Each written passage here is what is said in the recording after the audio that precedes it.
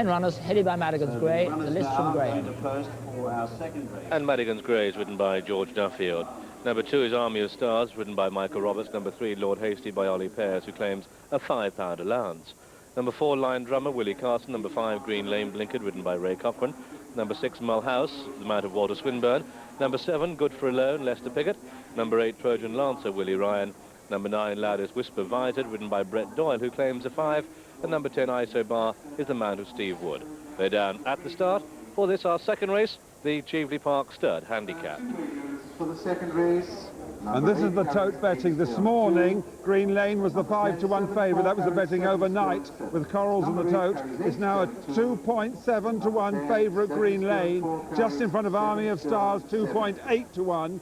Mulhouse is 5.3-1. That's drifted from the early betting, Mulhouse. Lime Drummer 5.5-1, 7.8-1 Lord Hasty, 7.9-1 Trojan Lancer, just over 9-1 Good for a Loan. I'm never good for that. And Loudest Whisper, 68.6-1. Big prices, the rags you'll notice there. A 2.7-1 favourite, Green Lane. Well, there's the popular Northern Hope, Lord Hasty, with Ollie Pears in the saddle. This horse has had a good season. Last time out he was 4th at Doncaster. We know from his previous form that top of the ground, which he didn't have last time and which he has today, encounters him well. Will he stay, John Oaksey? Very good question. I honestly don't know. Ollie Pears will certainly give him all the necessary assistance. Ollie, of course, was a central figure in the disqualification of Mr. Confusion, and apparently he was a particularly good witness when the appeal was heard in London. So good luck to him. Well, an interesting horse here is Green Lane, who hitherto has been disappointing this season. I say he's interesting. The reason he is because he's got a pair of blinkers on, which just might sharpen him up. He certainly took a good hold going to post. The important factor about his chances is the ground, because it's riding on the fast side today, and that suits him ideally. It may not some of the others. Let's have a look at Line Drummer, who still has to win for the first time, but he's got some pretty excellent form to his credit. Last time out, in fact, he ran a really good race against Witness Box in the Northumberland Plate. Finished 6th in the end, wasn't beaten that far, and on that form, Jim, he'd have a chance. Certainly would, runs his heart out. Mulhouse is a horse in form here. Walter Swinburn, an in-form jockey already, takes the mount. But the query about him going well here is maybe the ground. I'm not saying he doesn't go on it, he's got bits of form, but his recent performances, which have been very good, you can see he's been second twice and then won, have been on a much easier surface. I remember him running a really good race against Kansk, when he was just beaten by Kansk, and that fastened him in my mind. Then he won nicely at Newbury. Right, you're quite safe because you can't lose any money to me today because there's no illegal betting. But yes, if you wouldn't dream of taking an illegal bet, would you? Of course I wouldn't. Right, well, I think I'm going to take a chance with Line Drummer. Line Drummer, okay, well, I'll go for Green Lane. There's Good for a Loan. How appropriate we'll see that next. He didn't move down very well. I saw this horse win early in the season on softer ground at Kempton. Pat Edery was on board that day and had to work really hard. If Leicester's going to get Good for a Loan here, home here, he's going to have to earn his corn. So this is the famous St Ledger start. Not such a famous collection of horses today, but an interesting race. Here's Graham. Certainly is a famous day. Madigan's Grey and ISO Bar are the first two to show in this Cheveley Park Stud Handicap and race away from the stands and out into the country. And these two now being joined by Green Lane. That's in the black colours on the outside of the leading three, and Green Lane going into the lead. Green Lane gets over to the rail. Madigan's Grey in the grey colours in second place. Then showing third is ISO Bar, length and a half back to Lion Drummer, followed by Mulhouse, and behind Mulhouse is Lord Hasty. And these are then followed by Loudest Whisper, and if you back Trojan Lancer, then he's going to have to come from the back, but then again, he normally does. Madigan's Grey now regains the lead as they continue their journey down the far side of the track from Green Lane, the pace steadied. Showing third, Lion Drummer on the inside of ISO Bar, the rank outsider, followed by Mulhouse. The red colours running the rail, that's Lord Hasty, with on the outside of that one Loudest Whisper, followed by Army of Stars. And there's a little change amongst the leaders as they go over the top of Rose Hill on the Doncaster Town Moor, and it's Madigan's Grey, the top weight, showing the way. Good for a Loan and Lester Piggott just creeping into our picture now, last but one. Last of all is Trojan Lancer, but he, as I say, normally comes with a rare rattle.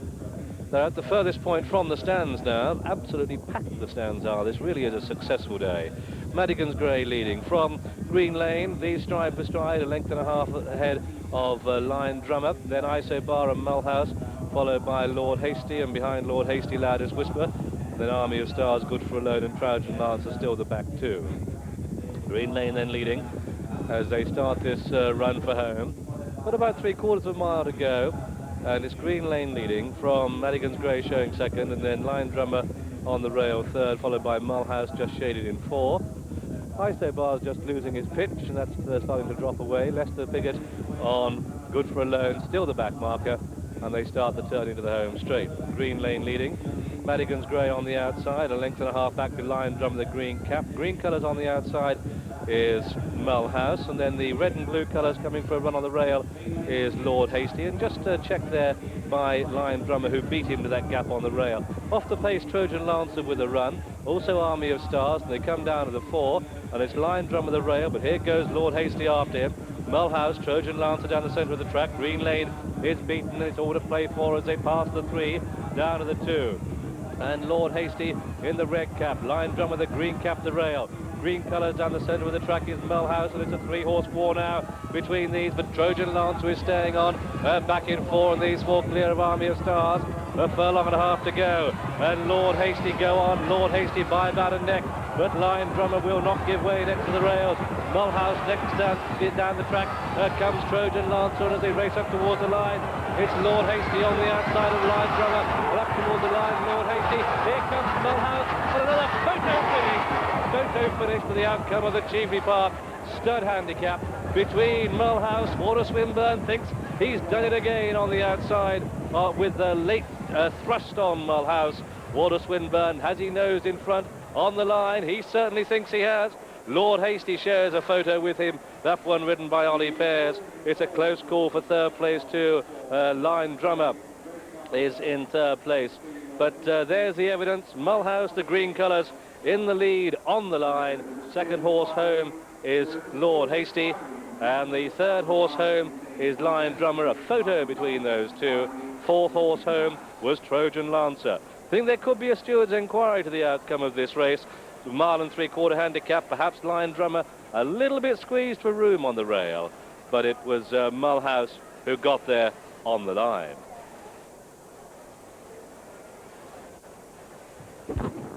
Well, instant head-on next to the rails. Lion Drummer, Willie Carson, yellow colours. On his outside, Lord Hasty, Ollie Pears, blue and red. Lord Hasty, a big, almost uncoordinated type of horse, and the pair come very close together in the closing stages. Yes, Ollie Pears has undoubtedly had difficulty in keeping Lord Hasty balanced and level. There's no contact or danger of contact at this stage, but now, as you can see, he's hanging over a little bit toward Willie. It gets worse there. There was a bit of contact there, I think. He's doing his best to keep him straight, though, isn't he? Yes, he certainly is. He's not using the whip at the moment, keeping both hands on the reins, doing his level best to keep straight, but not, to be frank, quite managing it. Do you think Willie Carson's saying something? There might be a few Scottish imprecations, I should think, there, but what we didn't notice was Mulhouse flying up the outside and probably just getting there. Yes, because as we go into the last half of the straight, these two over on the rails, Lion Drummer and Lord Hasty, look as though they've got the race between themselves. Walter Swinburn in green colours, the horse with a noseband. Mulhouse looks held, he can't go with the first two, but that's undoubtedly why also I thought as they passed the post that Ollie Pears had perhaps stopped riding too soon. But the reason he put his, or stopped pushing away so vigorously was that Lord Hasty was hanging. And I think there's a clear case here, John, of interference took place, but it wasn't caused by careless riding. It was accidental. Ollie couldn't quite manage the big horse as well as perhaps he would have hoped. Lion Drummer was definitely squeezed up. Don't think it improved his position, do you? Or do you think it might have done? Well, I suppose you could say that there's not a very wide margin between Lord Hasty and Lion Drummer. I suppose you could say that it has enabled Lord Hasty to beat Lion Drummer, but personally I wouldn't say that myself. I think Lord Hasty was the best horse as between those two. Whether the camera will say he's the best horse in the race, I'm not sure. well, coming now to the closing stages, and the two on the outside, Trojan Lancer nearest us, and in the middle, Mulhouse, begin to wear the other two down. Walter Swinburn, well, he must like racing on a Sunday, because with a sustained drive, he's just going to get there. Oh, again, look to be on the nod. Walter, a grateful pat to Mulhouse, and Mulhouse owes him some gratitude too, because again he kept riding when the horse couldn't go fast enough, and finally got the reserve he wanted. And when the other two in front, for various reasons, either got a little bit tired or were coming off a straight line. Well, they can't ask for better finishes. This is Mahoney, who's a soft spot for Mulhouse. He was the first winner, wasn't he? That's right, he was my first flat winner, and he's carried on winning it obviously today. He's done very well again. You're not worried about the steers inquiry? No, I don't, it doesn't affect us at all. You know, I think probably Willie's got a little bit tightened up on the inside, isn't he, from what I can see. Our Channel 4 view is not that familiar with you. Just to tell us, Lingfield's your base, yes? I think Finbar's probably an easy name to remember. No, I trained down at Lingfield, just about 5 minutes up the road from Lingfield Racecourse. Do you use that all-weather a lot? Yes, well, not a lot, but we do use it on and off to do a bit of work on, yeah. And getting started in the racing game amongst the gloom and doom must be very difficult. How have you managed to get Well, it has been very, very difficult indeed. I think some small trainers carry along on the anticipation that the next one is going to be a winner. Well, it was. It was, in fact, in my case. So I'm a bit hoarse right now because I'm shouting. But yes, it's very, very difficult. The horse won for you first time. Did you back him here? Or did you get your bets on before? I don't bet, but one or two of the other boys do bet. And there's a certain Mr. Scully over in Galway at the moment in a pub called Hole in the Wall, if you don't mind, and I think he'll be quite happy at this moment of time. Wonderful. It's very sweet when it works. Yes, exactly, it certainly is. I hope there's some more to come, though. I'm only a small trainer, so I want some more to come. What do you think about racing on a Sunday? Well, I think it's most certainly got to be here to stay, should we say. Just check you're going to win this. Number 6. Yes. That's right. It's embarrassing. Number 3. But you headed in Ireland for some time now, of course. Sorry? You've headed racing in Sunday in Ireland. Exactly, yes, yeah. Well, I mean, Ireland's a pretty religious country. If they can do it on a Sunday, I think we can do it over here, can't we?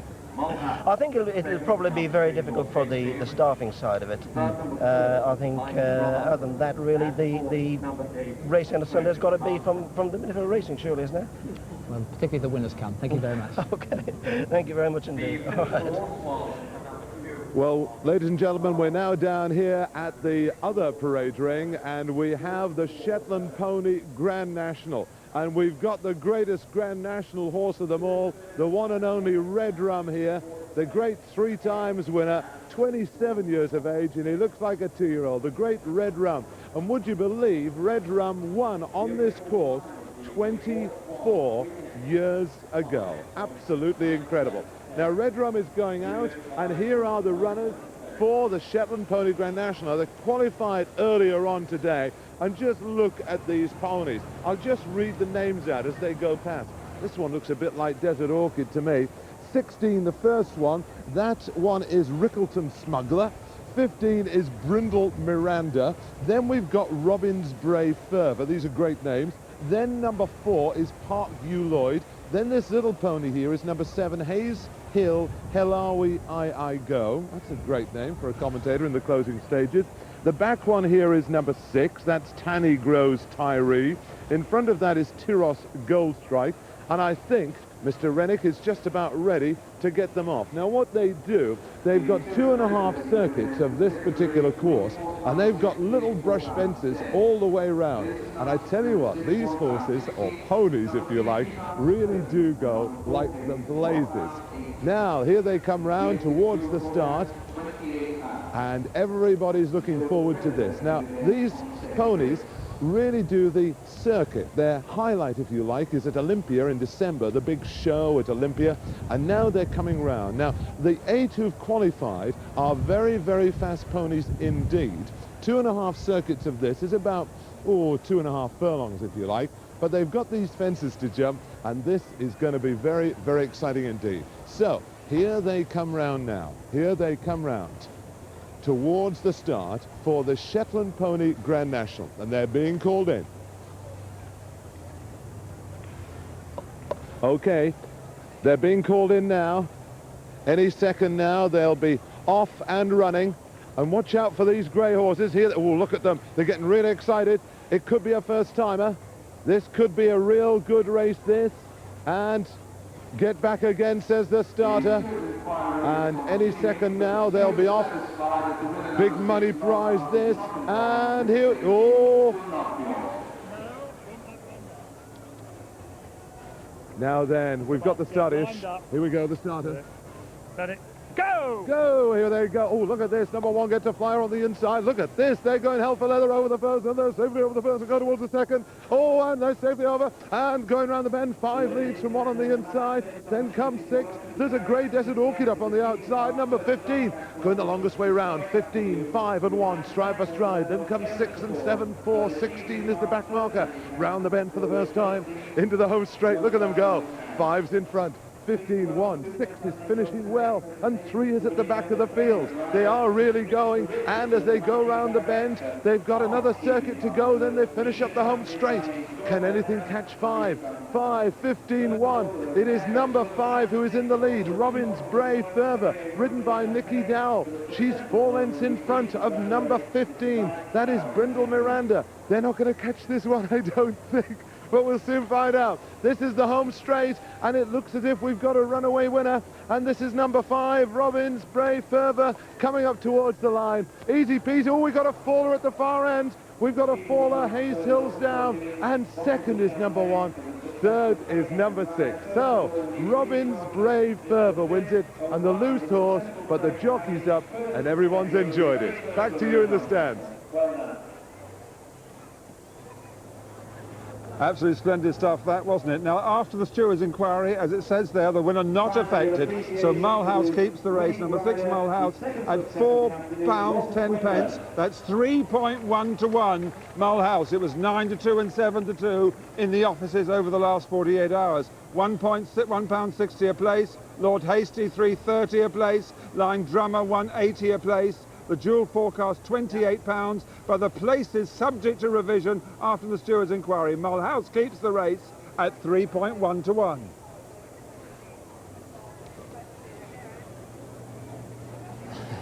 Panting horses, panting pilots. Very pleased to say that the medical officer confirms that the fallen jockeys are all right. Lots of action on the first Sunday here at Doncaster, and the big race coming up next.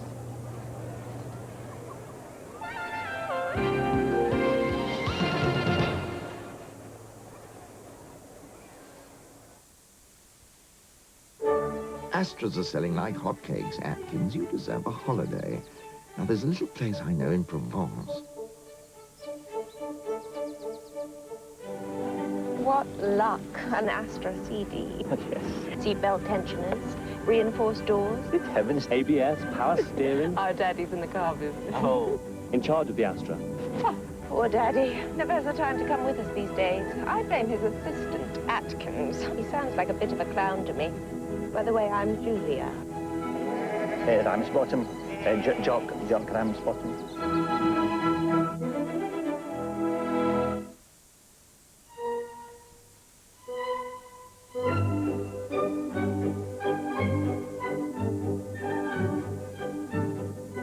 With TSB, there's always a cash machine close at hand. You can even use other people's cash machines as well.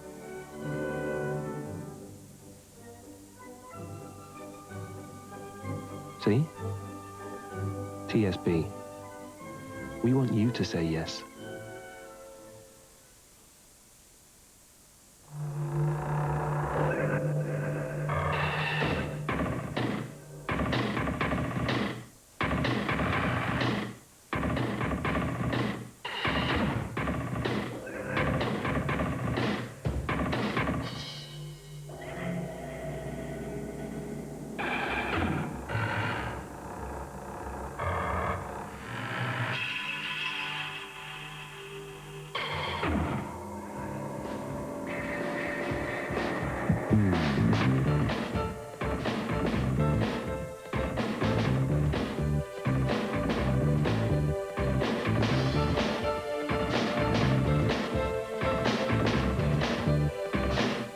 Strongbow. Nothing else quite hits the mark. Marge Proops, Britain's best-loved agony aunt, opens her casebook in tomorrow's Daily Mirror. For more than 30 years, readers have been telling her their most intimate sex secrets. The good, the bad, plus lots of slap and tickle. Now Marge reveals letters never published before. They will amaze you. Plus how to get your free can of Murphy's from Thresher. Buy the Daily Mirror tomorrow. How do they know? Huh? About the party? Are they psychic or what? Who? Spots. The timing's lousy. You can't let spots rule your life. Get tough. Oxycute 'em. Oxycute 'em? Oxycute spots with Oxy 10. It really works. Ask your chemist for it. Oxycute 'em. Atkins, thoroughly rested after our little break, are we? Well, not ever so, JD. You dispatched innumerable faxes. Ah, yes, well, it's our new expression range, you see. Now, we must be word perfect for the presentation. Yes. Are we? Special editions at special prices. Alloy wheels on. Cavalier and Astra. Fuel injection. Nova and Astra. Slogan. Perfect expressions of style and value, JD. Congratulations. Thank you. Actually, I have a little idea of my own. Oh, nice surprise. Just hold that for a wee minute. Take your silly face off that expression.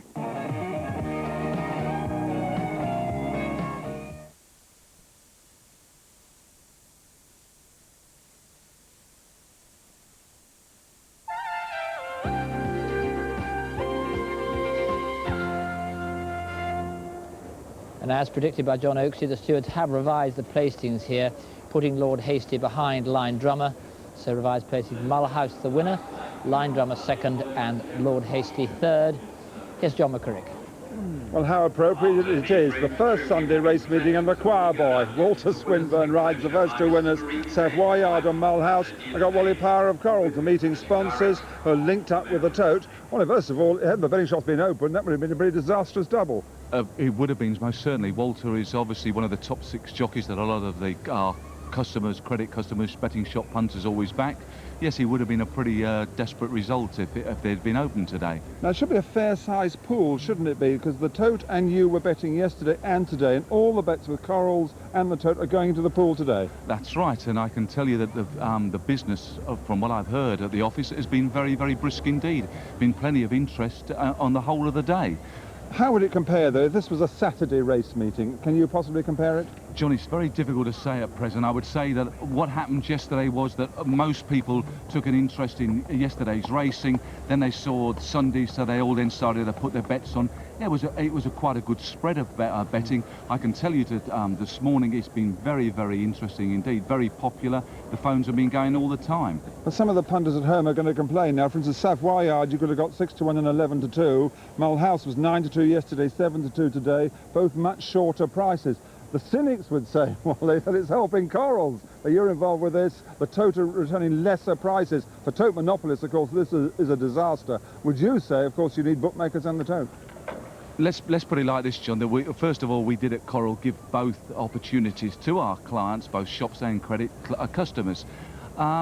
It's a little bit early for you to say that. The first 2 races, swings and roundabouts. I mean, ask me after the last race and say, well, look, you know, that the tote customers came off worse than what the bookmakers' return prices would be. It's a little bit early to say. I mean, as we say, Walter Swinburn's a very popular jockey, and with a lot of the small paying customers, the small credit clients and the shop punters, he's a very popular jockey. Well, certainly one thing's for sure, on Sunday racing, the bookmakers don't want yet another win for the choir boy. Well, if you were in the Middle East during the Gulf War and you saw one of these up above, you'd have got out the way pretty quick, because this is a Scud missile launcher. Would you believe it's part of a collection of Tony Budge, the well-known racehorse owner who built the new grandstand here at Doncaster. This is the control cabin. Let's just... Hello, come in. Now this is... Hi, Bob. This is Bob Fleming, who looks after all these Scuds. I mean... It's rather a strange collection, this, Bob, for someone to save things like Scuds.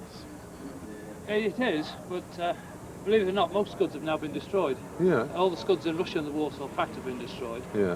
There's one or two in museums, and that's it. And we that's were it. lucky to save these before they were scrapped as well. Well, come on, how does it work? You've got all these dials in here. How do you aim it at someone like, say, John McCrae, you know, who's about 400 yards away? How would you do that? Do you press all the different buttons? Well, and the all first thing you have to do is find the actual coordinates, Yeah. latitude and longitude, and they are fed in here. Yeah. On these particular dials, the information is fed into here. And then when you start the countdown, the information is fed through these cables, through into the missile, through the cables at the back of the missile. They're Yeah. fed into the missile control. Yeah. And so the controls inside the missile set themselves to the coordinates that have been set on this dial. And once you've set, do you stay here or what?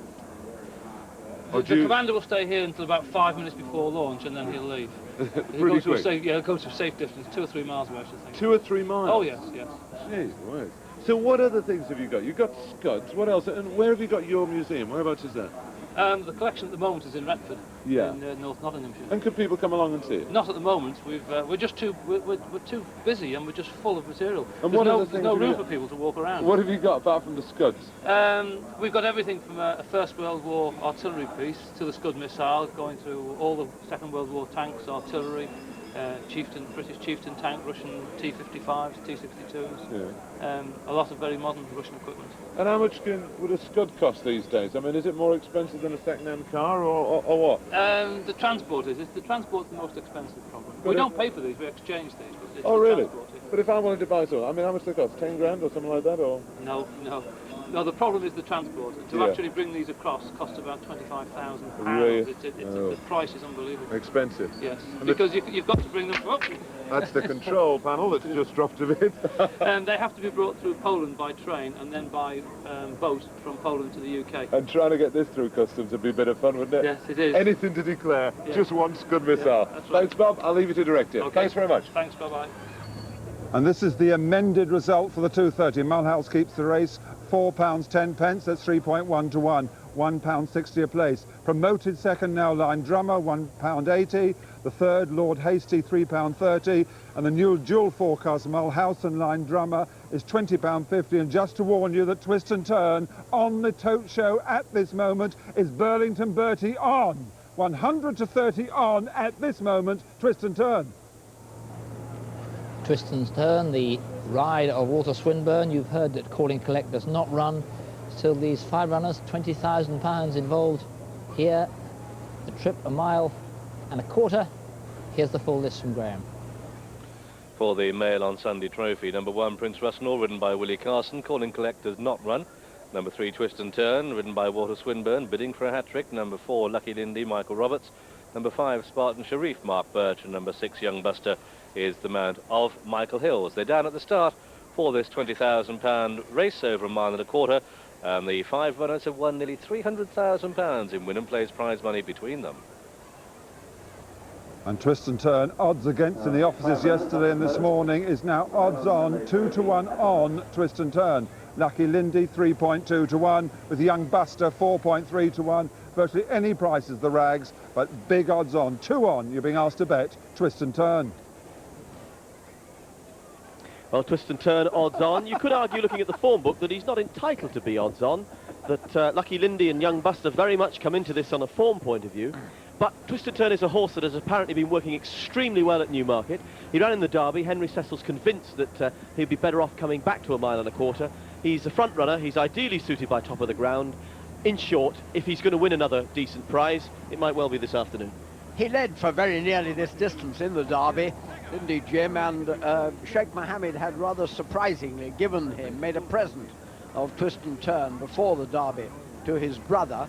That present hasn't paid off, at any rate, in winning prize money yet, but it's quite likely to do so today. Lucky Lindy, an interesting horse. He was below form last time at Royal Ascot, but he'd had a very busy campaign up to that. He'd run in the Guineas, the Irish Guineas, the Prix Jean France. Those races were on good or easier ground, and that's probably going to be the key factor today. If he can handle this faster surface, he's definitely in with a shout, but that's the if. There's Young Buster, not by any means the easiest ride in this field, I wouldn't imagine. He played an important part in that controversial Prince of Wales' stakes at Royal Ascot, the race in which Kooyonga was so unluckily disqualified. As a matter of fact, Young Buster is one of the horses that she did undoubtedly interfere with that day, but he wasn't keeping it all together, straight short course himself. Good horse on his day, but a difficult ride. So the Mail on Sunday Trophy, they're down at the start and expect to see Twist and Turn in the blue jacket attempt to make all the running. And he's going into the lead from Prince Rusnor showing in second place. Lucky Lindy's after him, then comes Young Buster. That's the horse with the noseband, and the back marker in this very early stage is Spartan Sharif. So the pace strong, and they're class performers in this race. And it's Twist and Turn leading, Twist and Turn by about a length to Prince Rusnor in second place. Lucky Lindy, a very good horse in his own right. Michael Roberts, leading jockey of the season so far, and the green colours showing in third. Just coming through on the inside of Prince Rusnor, a length and a half back to Young Buster, and the back marker is Spartan Sharif. They start their turn to the home straight, and it's Twist and Turn leading, under a mile to go. Prince Rusnor wide of Lucky Lindy, and then comes Young Buster, followed by Spartan Sharif. About 3/4 of a mile to go. Twist and Turn leading from Lucky Lindy the rail, on the outside Prince Rusnor, and then Young Buster and Spartan Sharif. Just starting the turn into the home straight now, and when they come to the top of the stretch, they'll have half a mile to go. It's Twist and Turn leading. Walter Swinburn already 2 winners on this Sunday by a length to Prince Rusnor in second, and then Lucky Lindy the rail third. Heading for home now, come down past the 4 furlong marker. Under half a mile to go. Twist and Turn being sent about his work. Prince Rusnor and Lucky Lindy. Young Buster is going well. That's a horse with a noseband. They come down past the 3 marker, but Twist and Turn has got 3 lengths on them, and Walter Swinburn's going for home. Prince Rusnor and Lucky Lindy, but Michael Hills in the yellow sleeve jacket yet to make his move, and Twist and Turn going to work, coming back to the field. Prince Rusnor and Young Buster going there strongly on the outside. A furlong and a half to go. It's still Twist and Turn in the lead. Young Buster inching ever closer. They've got about 200 yards to go now, and Young Buster launching his attack on Twist and Turn, and it's Young Buster coming through, and Michael Hills, oh what a very cocky jockey, he's going on by a length and a half, very smoothly indeed. Young Buster takes it. Twist and Turn is second, a close call for third, Prince Rusnor, and then came Spartan Sharif, and 3 lengths back to Lucky Lindy, fifth of the 5, and so Young Buster in the colours of Mollers Racing, traded Newmarket by Jeff Ragg, ridden by Michael Hills, has won this, the feature race, the Mail on Sunday Trophy. It was over a mile, 2 furlongs, and Michael Hills rode a very confident race indeed on this horse, Young Buster. There he was in that catbird position, just poised to pounce. Twist and Turn, he knew would make the running. Walter Swinburn had no option on this horse, for whom this is the best tactics to employ on Twist and Turn. But it was Young Buster who came home by far and away the strongest. Look at him in those yellow sleeves worn by Michael Hills. Walter Swinburn had 2 winners already so far this afternoon. I should imagine on his way up here today, he was thinking if he was going to have a winner, it would have been Twist and Turn, but it just ain't like that. The script wasn't written that way. Young Buster has come to spoil the Swinburn show, but take home a £20,000 prize for winning this Mail on Sunday Trophy. Very confidently indeed.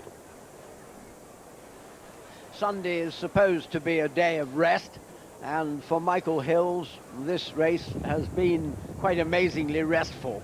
Not so for Walter Swinburn, who really goes to work on Twist and Turn, does his level best to poach the lead he needs to outdo any of his rivals who've got some speed left. But if Walter had been able to look back, or taken the time to look back, he would have seen the very, very discouraging sight of Michael Hills sitting like a mounted policeman, and he continues to do so.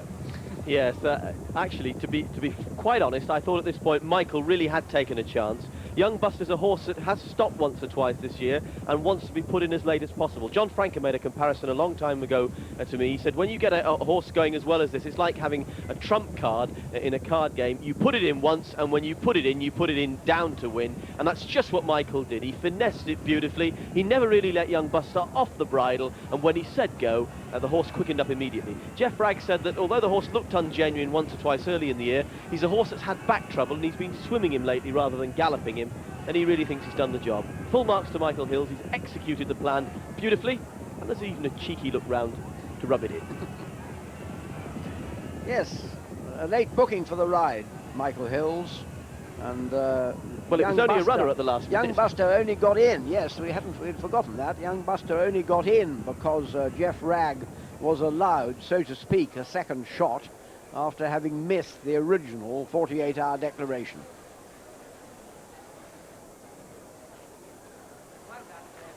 And no wonder Jeff Ragg was so keen on that Friday afternoon to put young Buster in. A lot of controversy.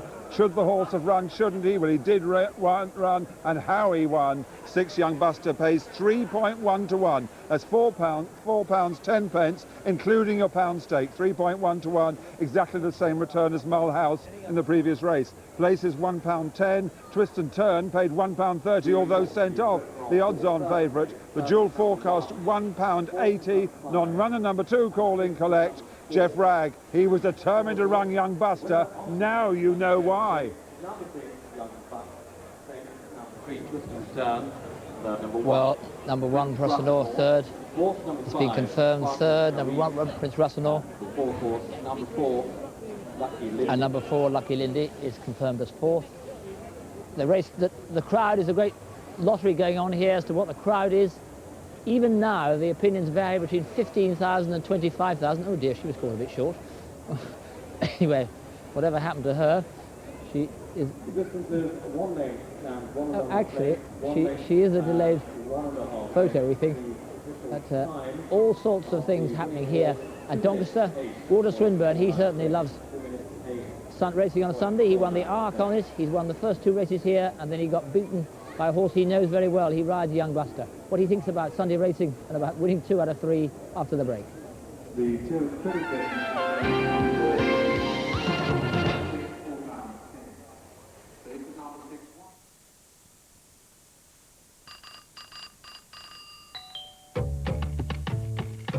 There's 53 Rosalie Avenue, Daventry, Hilltop, Hillrise, Mill Green, Aberdeen, Dunroman, Home Sweet Home, and Broadstairs, Smallstairs, Flatshires, and Aberdare, Treetops, Seaview, Shaynew, 22, Mews in Catford, Bungalows, and Walthamstow.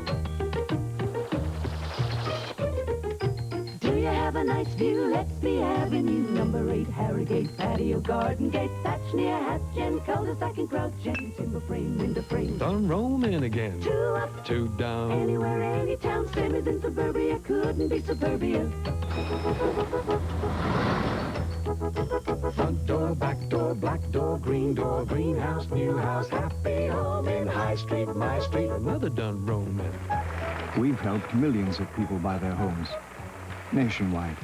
With more branches than anyone else, we're the nation's building society. Some ordinary dishwasher powders can fade the pattern on your fine china, but here's a concentrated powder that removes the dirt, not the pattern. That's why we call it Sun Progress. What car magazine put this Hyundai above the Sierra 1.8 LX and Cavalier 1.8 Li? We think you'll like the sound of it too.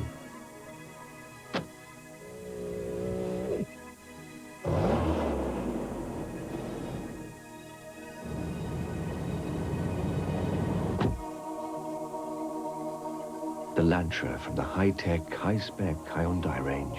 Sound out your dealer now, and it'll sound even better. Last year, the AA bought 16,000 new shirts for their patrols. Lucky business fixing cars. Whenever you're traveling and need somewhere to stay, it's a comfort to know there's a warm welcome waiting for you. At 40 Post House, you can relax over a drink, enjoy a good meal, and relax over the price. Because at 40 Post House on Fridays and Saturdays, your family can share the comforts of a room for just £39.50 a night. To book any of over 50 40 Post House locations throughout the country, simply free phone 0800 40 40 40 and enjoy Britain's warmest welcome. Great taste.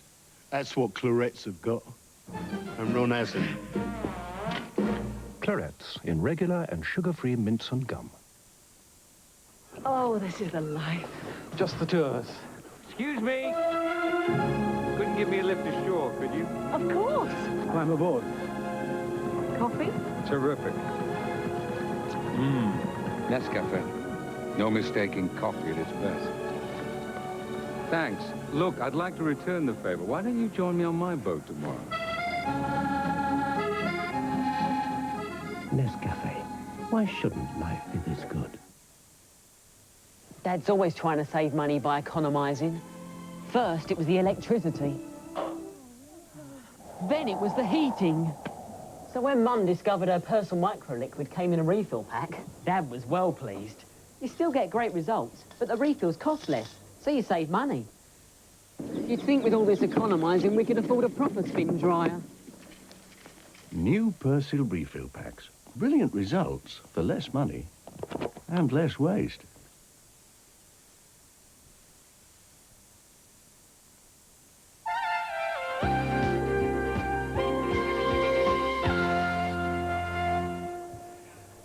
Well, ladies and gentlemen, we now come to the presentation for the Mayland Sunday Stakes, the most valuable race on today's programme. Well, the Mayland Sunday has provided magnificent support on this special day, and they've been rewarded with a quality race, with the spoils of victory going to the connections of Young Buster. And to make the presentation, we're delighted to welcome Mr. and Mrs. Ian Pay.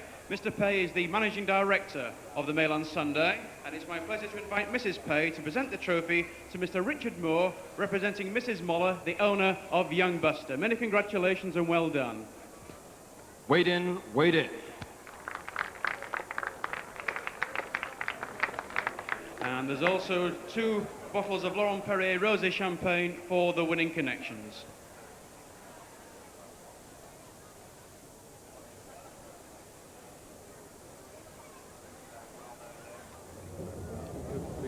So every form of conveyance here. We saw Derek on the top of that wretched luckless machine early on. I have to tell you, when he first got on it, they couldn't move it. And lots of kind people had to come and push it. Here's a buggy ride. I must say, they're doing brilliantly well here at Doncaster. They promised to have a different sort of racing day, and they've done it. And, well, this is an old-fashioned sort of racing day. What's the book? The Longest Dog? Sorry, The Longest Dog. I do apologise. Yes. Well, I think she knows we're looking at her. Anyway, we're looking at Walter Swinburn. Walter, concentrate quickly. Yes, well done. Congratulations. Of course, you won the Arc on a Sunday, so Sunday racing is no surprise to you at all. No, not at all. It doesn't affect me. I mean, I'm quite happy to ride any Sunday. What about the racing in Ireland? How difficult was it to get that going? Because you're much more a church-going country in Ireland than you are here. That's right. I mean, I could only ride in the first 3 races today because my mother said I got to be back to go to Mass at 6 o'clock, so... But you've got to go back to Mass tonight? Yes, definitely, yes. Well, I know your mother's tough, but it's taking well, she's listening, bruv. Well, that's why I'm so sorry, Doreen.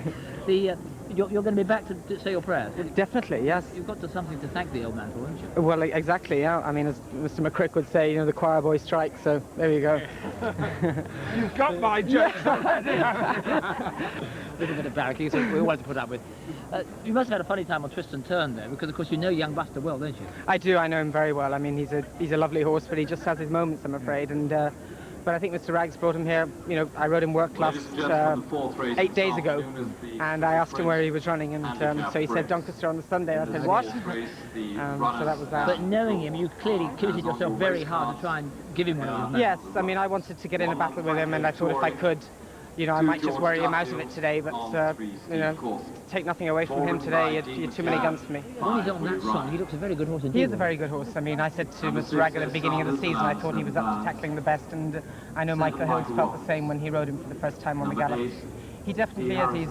He can compete with the best. What about Sunday competing with the best as a leisure day for racing here? Well, I mean, this has got to be seen to be believed. I mean, going to the paddock, it's been taking 5 minutes. I mean, it's a completely different crowd. It's not your everyday race goer, and I mean, if this is what it's going to be like, then it can only be good for racing, which is the main thing. What about that? People say you've got to have betting. You can't have cash betting. You have lots of. Do you think people just make their own arrangements in advance in future? Well, as a jockey speaking, I mean, we know nothing about betting, so I mean, I can't comment on that, bro. Well, you just had to go and say your prayers. That's right, yes. Walter, thank you very much. Okay, pleasure. Well, Walter's been going a few years, but here's some horses that have been going for a long time. We've got Teleprompter, Desert Orchid and Red Rum parading in the far ring. First time these 3 have got together. No need for me to tell you which is which. Well, let's start with Rummy, the first of these 3. He's now, would you believe, 27 years of age, 3 times national winner, 73, 76 and 77. One of the all-time favourites, and would you believe he actually won here He won here 24 years ago on the flat. Isn't that incredible? And let's see him. Just cast your minds back to the Scottish National of 1974.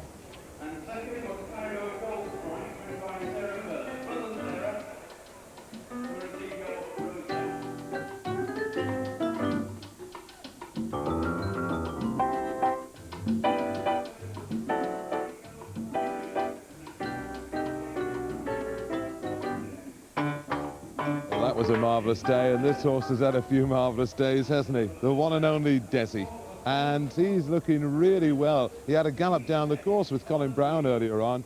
89 Cheltenham Gold Cup hero. Who could ever forget that with Simon Sherwood? He ran 6 times in the King George, winning 4 of them. Cast your mind back. Let's just see Desi winning in 1989.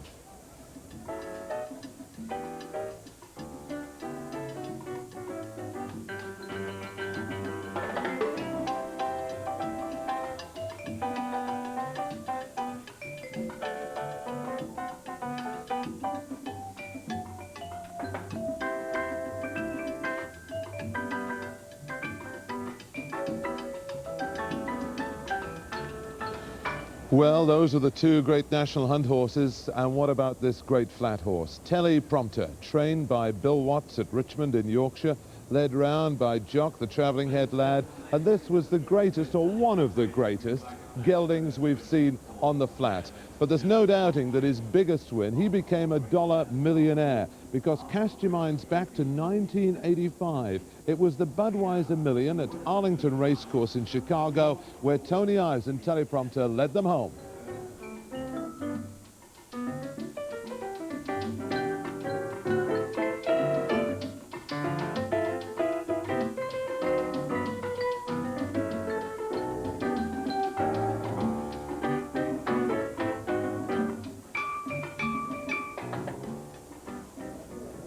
How the North shook Chicago, that brilliant win of Teleprompter. Now, how do you think the locals take to racing on the Sabbath? Well, no better man to answer that than the local Labour MP, Sir Harold Walker, for the last 28 years. So, Harold, how have your constituents taken to what's happening today? Well, it's interesting, John, because normally proposals before the House to change legislation related to Sunday trading triggers up a shoal of correspondence usually. On this occasion and for this event, not a single representation, not a single objection. So no one here at Doncaster at all? Well, look around at all these thousands of folk. My folk from Doncaster having a wonderful day out. They're obviously enjoying it. Now, you must be very proud of the show that Doncaster's laid on today. Well, Doncaster always lay on a good show. It's a wonderful course and a wonderful town. We've a lot to offer, and these people who've come here today will see what we've got to offer, but then a lot of them are my folk locally who know the town and who know what we've got to offer here. Are you seeing this as a sort of showpiece to the nation of what Doncaster can offer? Well, very much hope that that's the way that the viewers will see it, and of course those who are here today will know that. How much has this brought forward Sunday racing? I'm not quite sure that I can judge that, but I think that most MPs, like myself, are very ambivalent. We very much understand and appreciate the campaign to keep Sunday special. But I think many of them, like myself, distinguish between recreational activities on a Sunday and purely commercial activities. You know, when the good Lord decreed that on the 7th day we shall rest, I don't think he intended that we should lie in bed, but that we should relax, and what better way to relax than on an occasion like this? But do you think the good Lord sent MPs down from heaven to decide how we should spend our Sundays? Why shouldn't we bet your constituents here enjoying themselves? They would like a bit. Why are you stopping them? John, I'm bound to say that, you know, MPs have to take account of their constituent views. I shall balance in my mind the thousands of people who've come here enjoying themselves today with the many, many letters that I do receive on the other side of the issue. But aren't they interest groups who write to you? The great majority want to be set free, not told what to do. Well, interest groups of different kinds. When I tell you that, for example, the major retailers, in my assessment from my mail, as opposed to an extension of Sunday trading as your ordinary churchgoer, because, of course, that would mean, as they see it, that they would have, with a limited retail market, the expenses that currently confine to 6 days spread over 7, with an increase in their overheads. But they wouldn't be forced to open, would they? very difficult for one individual to stand out when his competitors are mopping up the market. Now, you were Deputy Speaker of the House of Commons for 9 years. You know the place better than almost anyone. If legislation is to be brought forward, we've had a new intake of MPs, remembering the failure of the Shops Act in '86. What chances do you think it has of getting through the House? You're quite right to draw attention to this new and somewhat unpredictable factor, the new intake. I think also that people who have been participants in an event like today should realise that MPs do respond to the representations they receive, and they've got to make sure that their voice is as vociferous as the others. So, Harold Walker, thank you very much indeed. And all I can say to you, whatever side of the issue you're on, write to your MP, like Sir Harold, at the House of Commons, London, SW1A OAA, SW1A OAA, write to the House of Commons, write to your MP, tell him what you want, not what they want you to do. You're very unpopular. But these are the regulations, and some people are reading them, or they're doing something rather strange with the balloons for them.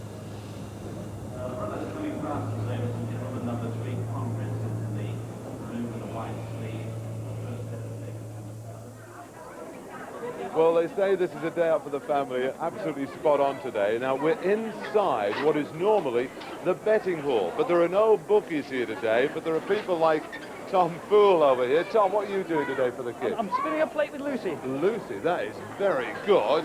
Did you do that all on your own? No, he did it for you. Tom, this is great for the kids. And what else you got? What else I'm going to make you her do? a hat. Yeah, go on, make a hat. This is little Tom. Hi, little Tom. He's Well, just all let out. He's got to sit in here. Look. Right. Yeah, he's tired. He's been outside. This is good, and all the kids are around. Everybody's enjoying themselves. Keep watching it. All right. Hypnotises you. Keep it going, keep it going. Look at this. Go. Hey, that. Now, Lucy, can you do a half turn? Turn the face Quick, that way. quick, quick, quick. Keep it going, keep it going. It's going to drop off. It's going to drop off. That's it. Quick, hurry up. It's going to drop off.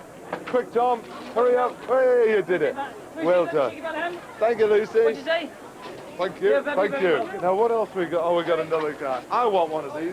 Mr. Blue Man, can I have a hat like what you've got? Here's one I made earlier. All right.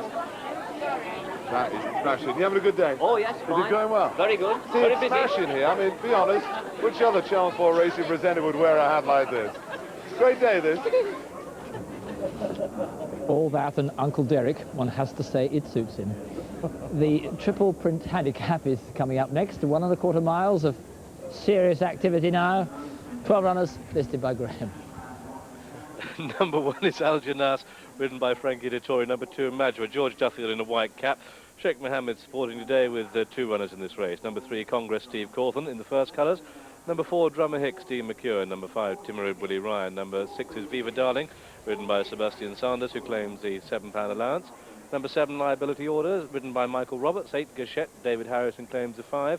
9, Bentico, Jimmy Quinn. 10, Philgun, John Lowe. 11, Anea, Willie Carson. And number 12, Billy Blazer, the mount of Kevin Darley. 12 runners in for this triple print handicap. They're at the 1.25 mile start. This race due off at 3:20. Here's the odds with Mac. Well, from the betting point of view, the story of the day is the shorter prices being shown on the tote than the bookmakers were prepared to offer. For instance, Twist and Turn was returned 5-2 on in the last race. And here we're going again. Drummer Hicks, the first show early this morning was a 4-1 chance. It's now 2-1 against Drummer Hicks, with Tim Urid put in at 6.2 to 1.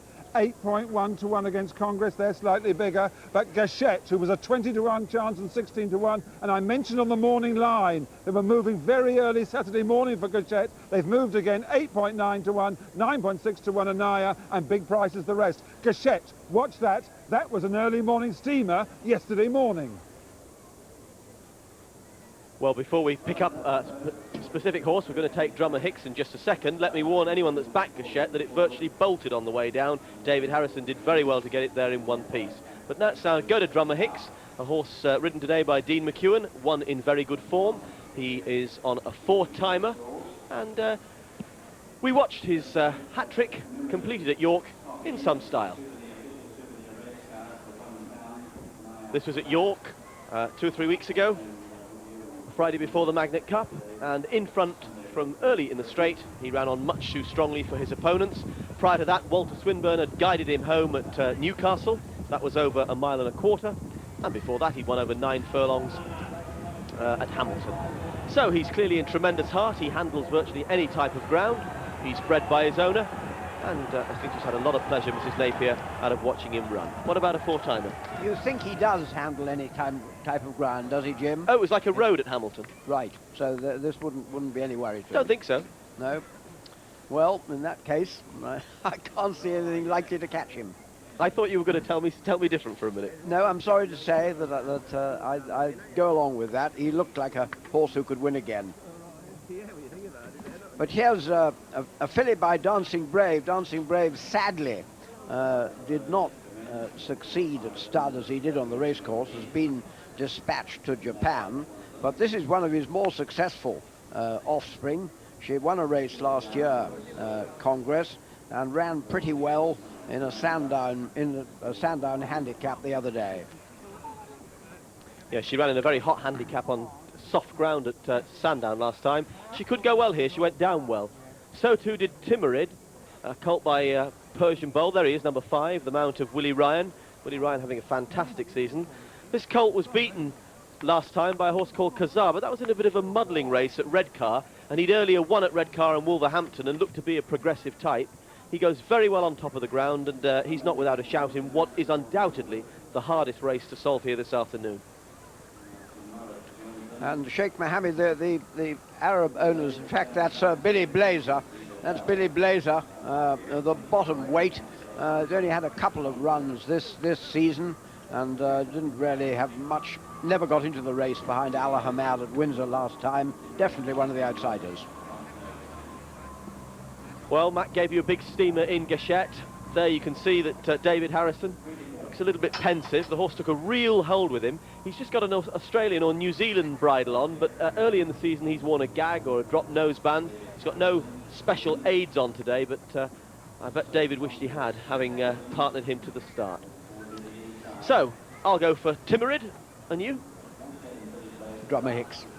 Drummer Hicks. Well, here's GG. I dare say he's got another choice. And perhaps Liability Order could run a big race here, we'll see.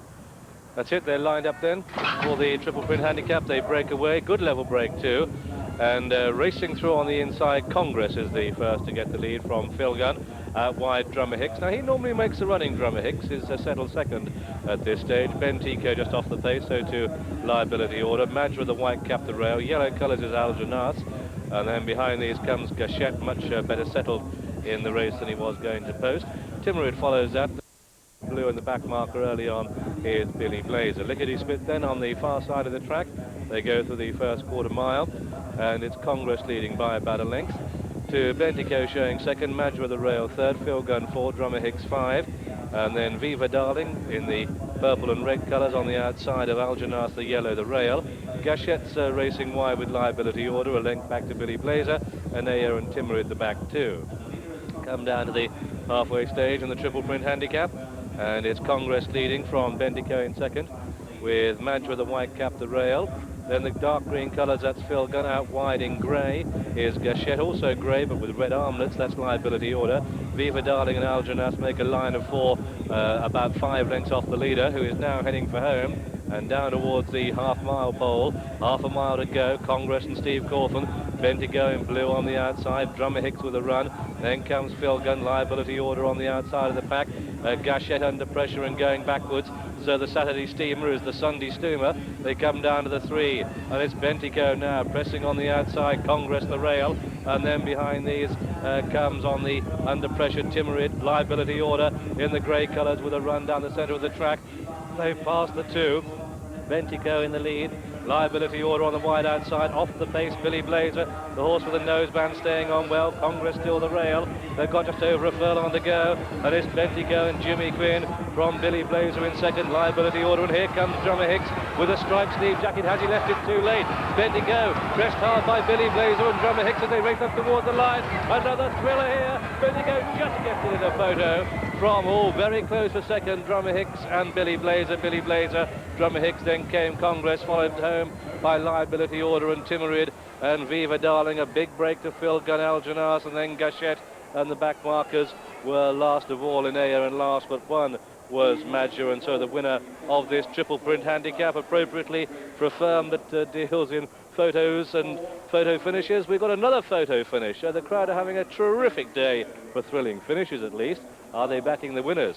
but number 9, Bentico, has got here in the blue and white colours of Mr. Mark Christophe, trained at Newmarket by Michael Jarvis.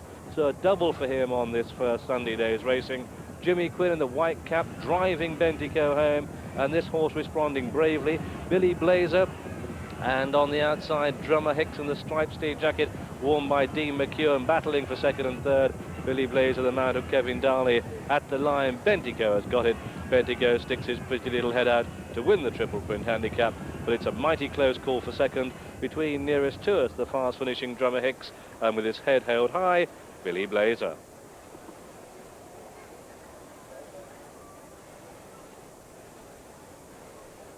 There were moments early in the straight when I thought that Drummer Hicks was going, he's second from the left of the leading four. Now inside liability order, who's got the white slash down his face.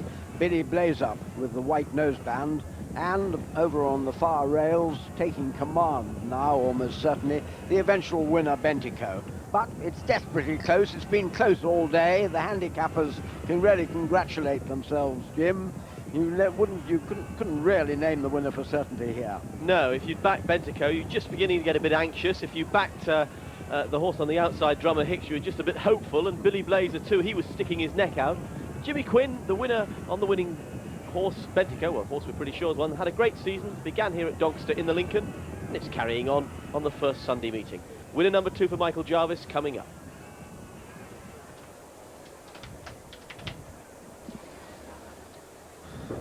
Well, he hasn't come into the winner's enclosure, Jimmy Quinn. He's dismounted in the middle of the unsettling enclosure. They're obviously keen to wait. Our freeze frame confirms he's won. Jimmy told me, he said, I think I've held on, but it's very, very close.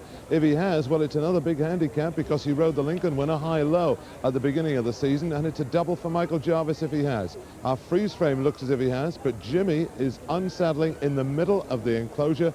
So no news yet, but there is the freeze frame, and it looks as if he's held on the far side. In fact, on our freeze frame, there's no doubt that he has. From Drummer Hicks this side, it could be second with Billy Blazer in third, but he hasn't dismounted in the winners.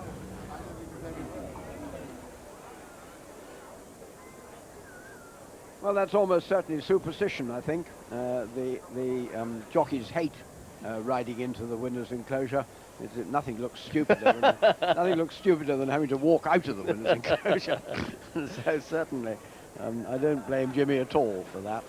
No, he's a grand little chap. He'd be annoyed at me for saying that. He is little in terms of stature, but he's big in terms of winners this season, and very popular. Had 1 or 2 nasty falls in his time, Jimmy, and it's good to see him, almost literally, I suppose, bounce back. Bounce back, and we'll bounce all the way down the Doncaster mile stark naked if it's got beaten in the photograph. See if we fulfill the promise after the break.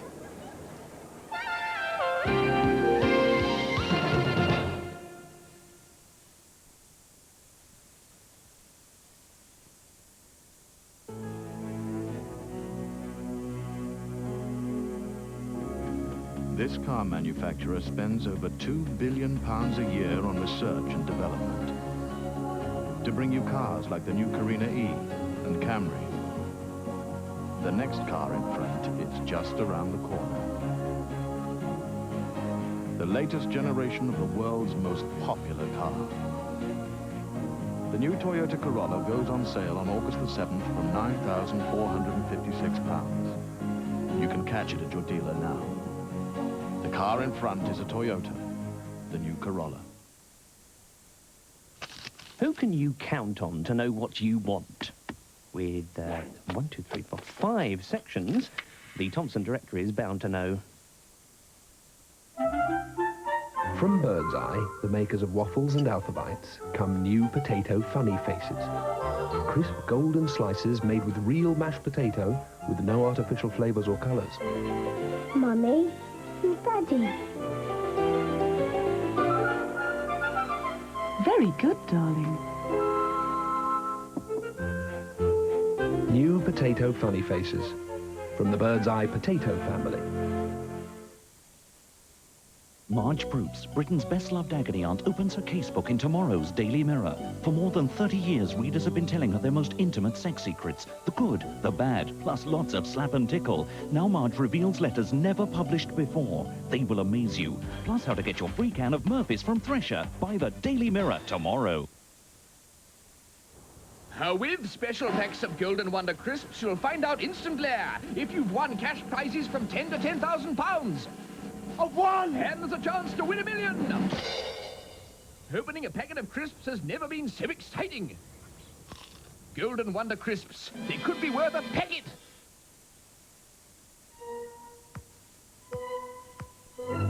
Open your first cheque account with TSB, and we'll give you a £15 voucher and 10% off anything from Olympus Sport. So you can get that football you've always wanted.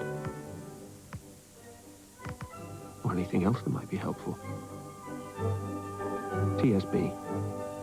We want you to say yes.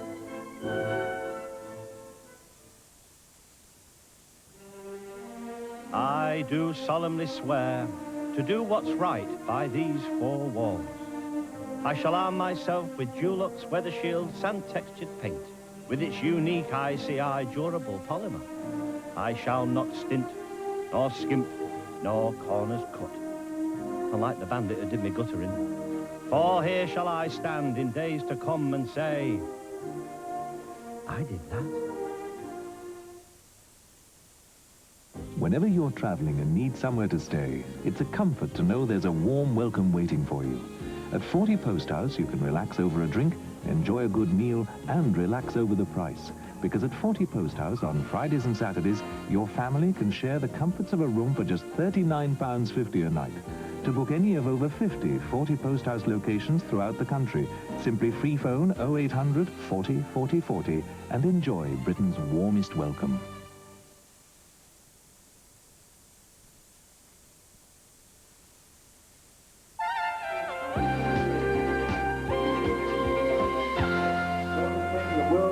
Independent colour photo processors, as well as... Welcome back to the best result of the day for the bookmakers. Bentigo number 9 wins by head and pays 12 to 1 on the Coral Tote. That's £13, £2.50 for a place. Drummer Hicks, £1.90 a place. Billy Blazer, £4.70 a place. All these returns, of course, including your £1 stake. The dual forecast is £40.70, and Bentigo best price 10 to 1 and 11 to 1 over the weekend.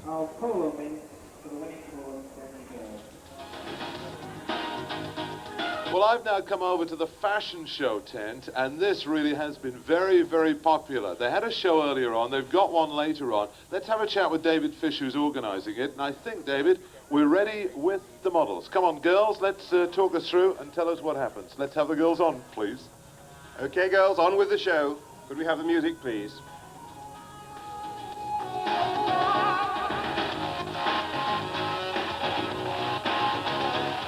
And Jane's outfit from Harry Fish of Chesterfield is ready for that late summer or early autumn wedding. Hats to match, range priced at around £200.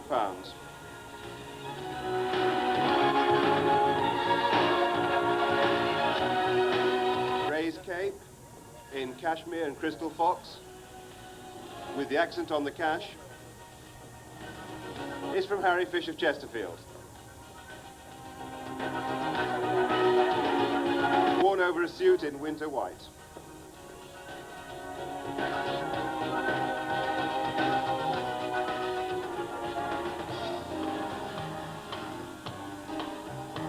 And Maggie's suit, three-piece, is from Louis Farreau, Paris, available at Harry Fish of Chesterfield. The clothes that you're seeing are available from Harry Fish Chesterfield and Kathleen Gowns, Doncaster. Well, we've seen some super outfits, I think you'll agree, but we do have a special model who's flown in, an international model. And girls, wait till you see this. Hang on to your seats. Now then, where is he? I can't see, but he's coming on now. We've flown him in specially from Milan, the star. Oh my goodness me. Have you ever seen anything like it? Channel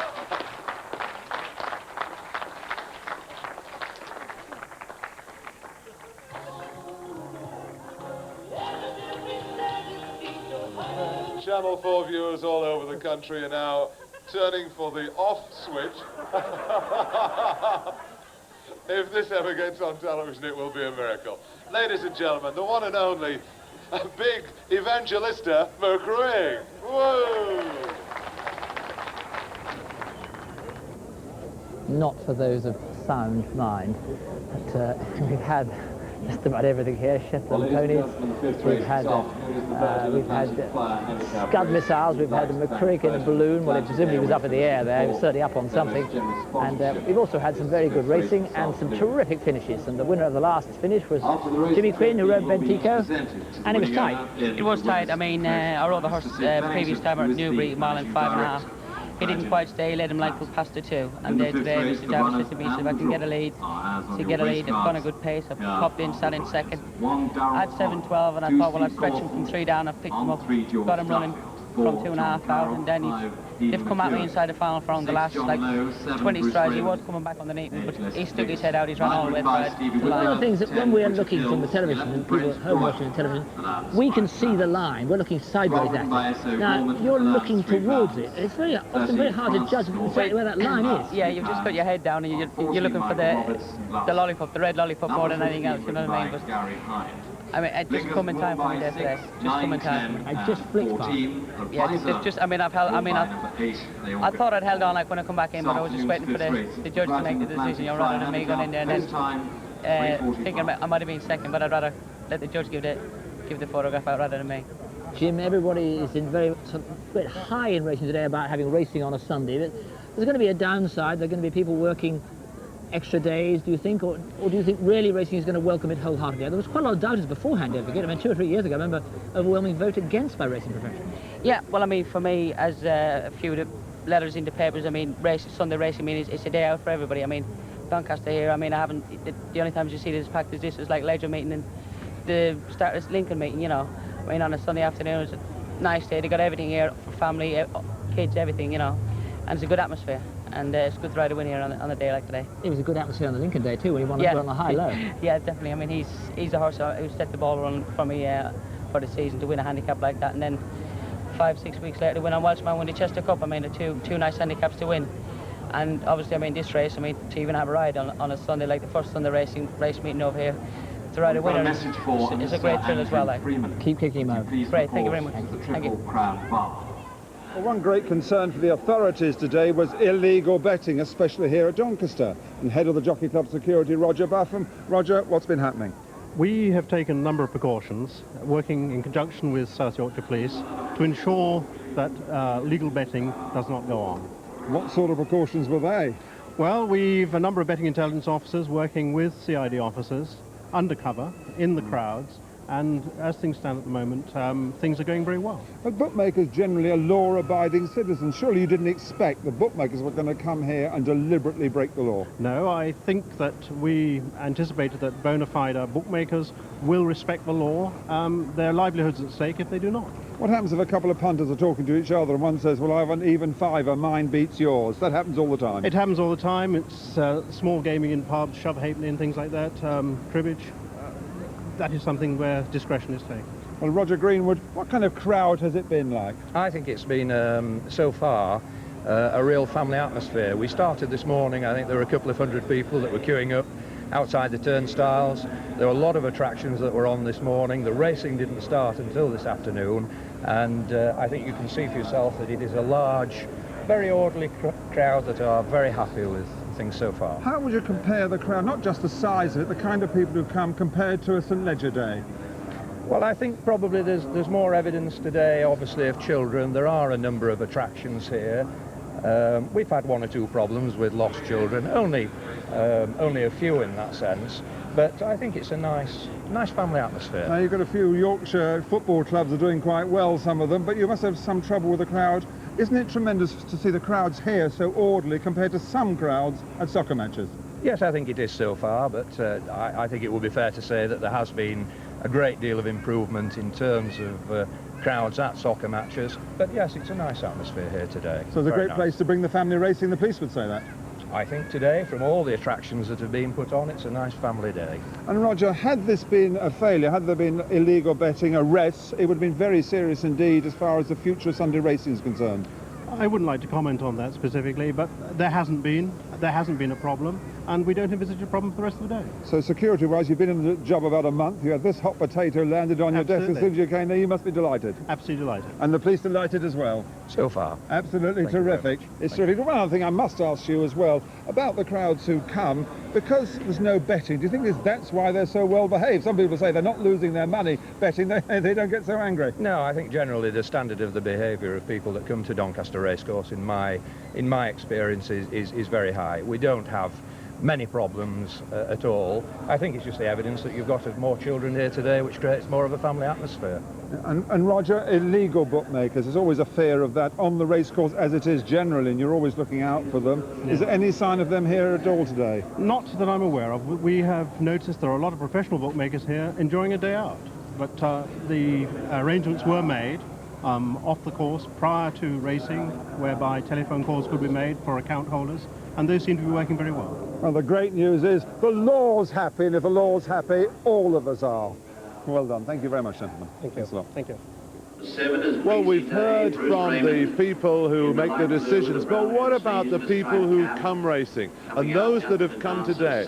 What are their views on Sunday racing? What about you, sir? What do you think of it? Oh, it's excellent. It's a really nice day out. You don't have to worry about placing your bets today. You've already sorted that out. You can enjoy the atmosphere without anything to worry about. It's a really great day out. But what's it like without having a bet? I mean, did you have a bet yesterday or what? Yes. Did it all yesterday. Found it a lot easier today, not having to run, you know, to put the bets on. And what about all the side shows they've got on today? What do you think of that? Oh, it's really excellent. It's good display as well. McCreek, of course, an excellent side show. But I'm just better than him today, though. So. Without a doubt, of course. So what are your thoughts? Well, it's very good Sunday racing, but I think it would be better if you could place bets on the course, like today. Admittedly, we put them on yesterday as bets, but I think it would just make it, finalise it, if you could place your bets on a Sunday here on the course. Are you a regular racegoer? Is this one of your first times? No, I've been before. I like, you know, I really like racing, but same as I say, to be better on course if you could race bet on course. What's it like racing on Sunday for you? I mean, would you be making the Sunday lunch otherwise? Yeah, I'm a bit biased. My boyfriend works for a bookmaker, so I wouldn't want him to work on a Sunday, but it's a good family day out, I suppose. So he's got the day off today, then? He has at the moment. He has, well, that can't be bad. What about you? How old are you? 15. And what do you think? I mean, have you been racing before or not? No, it's the first time. And what do you think of it?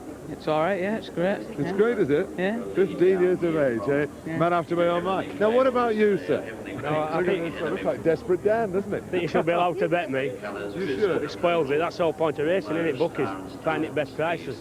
But if it continues like this in its present form, will you still come Oh yeah, I racing again? come all the time anyway. I think it's brilliant Sunday afternoon, like it's relaxing. And I tell you what, you've got the little baby down here. Yeah. It's rather nice. She's tired, that's the one. Are you tired? Let's have a look at her. How are you doing down there? You all right? Hey, okay. You're with your daddy today. We'll leave you. Close your eyes and relax. She's and enjoy it. That's the main thing. That's the news of the people who've come racing. Yeah, it's really worked right across the spectrum, and the racing has worked too. What we promised was excitement right through the game, but at the heart of it, the finishes were terrific. Let's look back.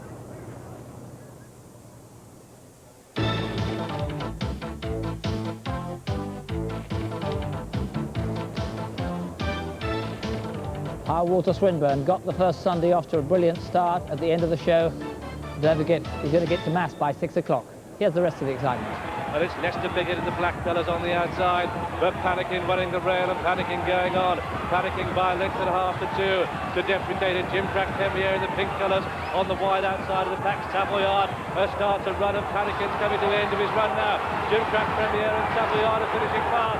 And as they race up towards the line, it's going to be Savoyard who bursts through in the dying stride. A photo, Savoyard and Jim Crack Premier.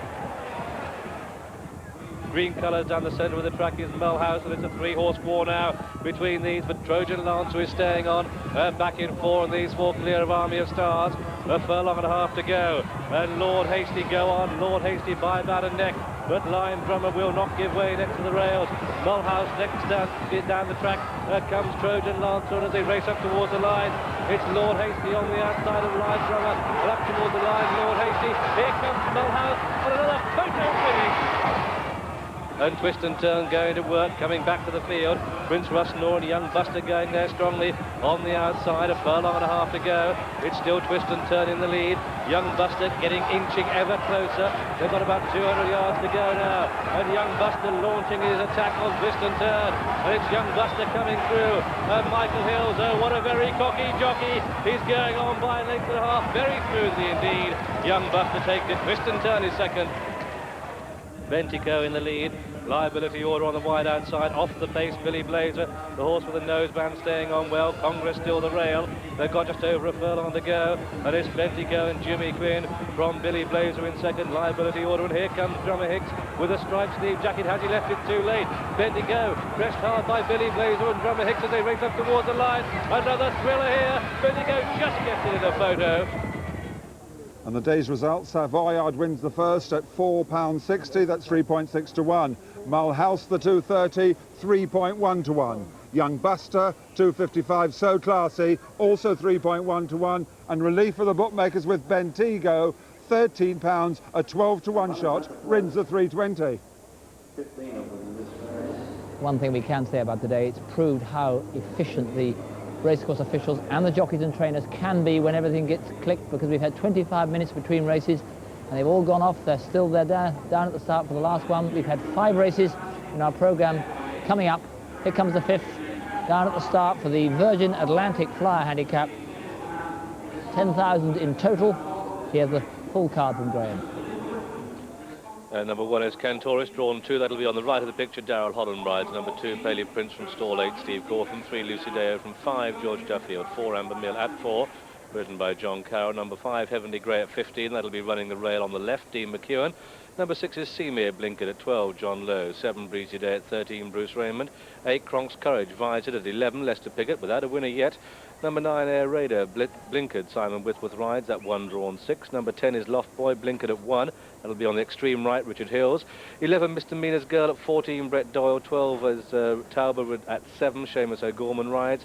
Number 13, Arc Lamp at 3, Francis Norton. 14, Drum Sergeant at 10, Michael Roberts. And 15, Sam Salom at 9, ridden by Gary Hind. £1 overweight for Gary Hind. Going behind the stalls, and here's the latest odds.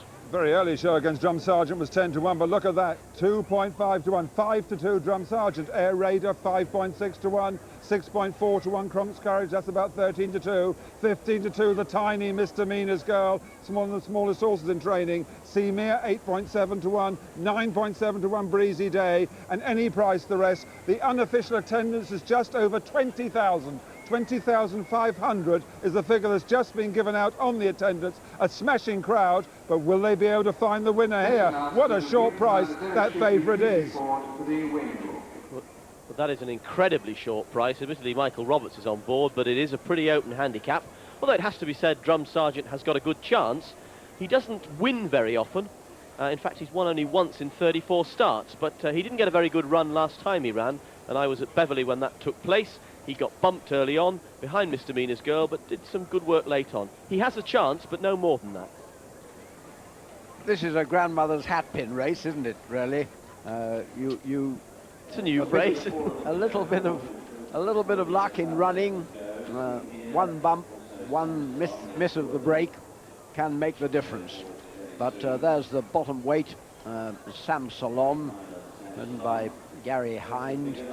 He's been running pretty well this season until just lately.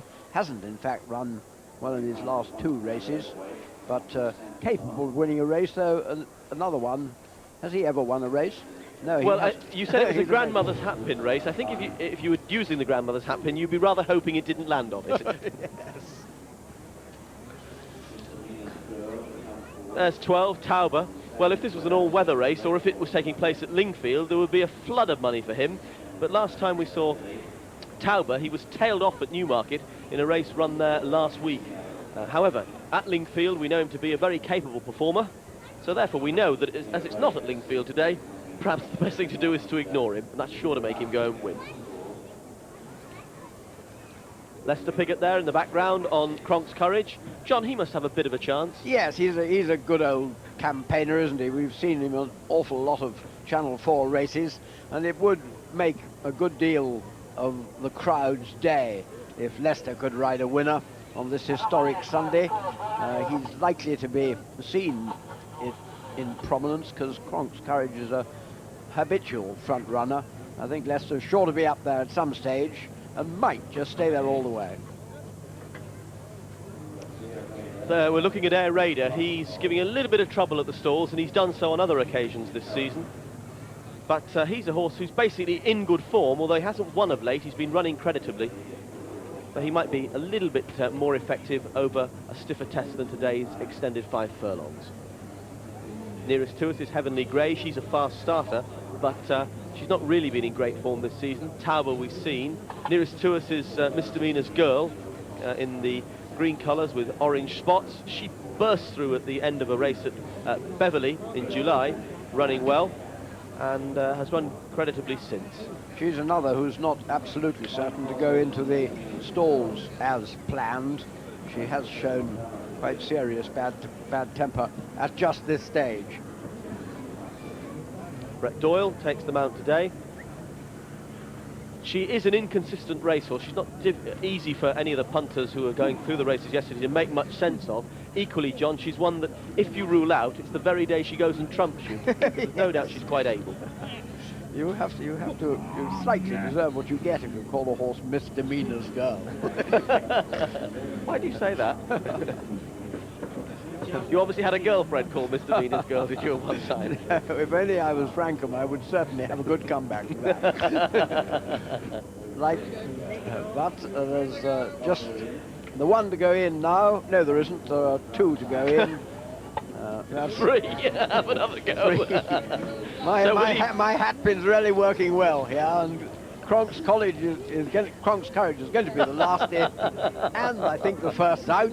So over to you, Graham.